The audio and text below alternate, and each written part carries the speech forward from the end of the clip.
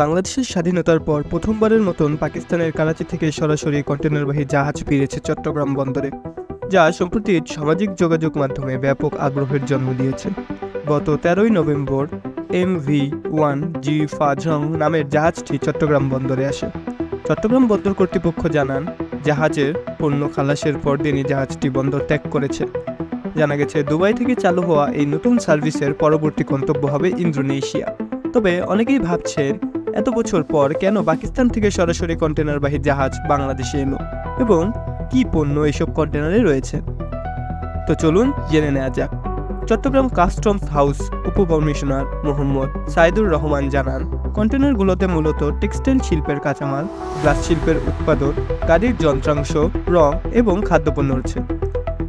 মোট পণ্যের ওজন ৬,৩৩৭ টন, যার মধ্যে ১১৫টি কন্টেনারে সোডা অ্যাশ এবং ৪২টি কন্টেনারে পেঁয়াজ রয়েছে। বাংলাদেশের মার্চেন্ট মেরিন অফিসার্স অ্যাসোসিয়েশন সভাপতি ক্যাপ্টেন আনাম চৌধুরী জানান, খোলাভাবে পণ্য পাকিস্তান থেকে আগেও আসতো, তবে কন্টেনারে এভাবে সরাসরি আসা এবারই প্রথম। এসব কন্টেনারে সাধারণত বিভিন্ন যন্ত্রপাতি এবং ব্র্যান্ড নিয়েও গাড়ি থাকে। জাহাজটি করাচি থেকে চট্টগ্রামে আসার আগে সংযুক্ত আরব আমিরাতের দুবাই থেকে যাত্রা শুরু করে। ফিডার লাইন্স DMCC নামের দুবাই ভিত্তিক একটি প্রতিষ্ঠান নতুন এই সেবা চালু করেছে। বাংলাদেশে এদের স্থানীয় প্রতিনিধি হিসেবে রয়েছে রিজেন্সি লাইন্স লিমিটেড। এই রুটে জাহাজগুলো এখন করাচি হয়ে চট্টগ্রামে আসবে এবং সেখান থেকেই মালয়েশিয়া ও ইন্দোনেশিয়া যাবে।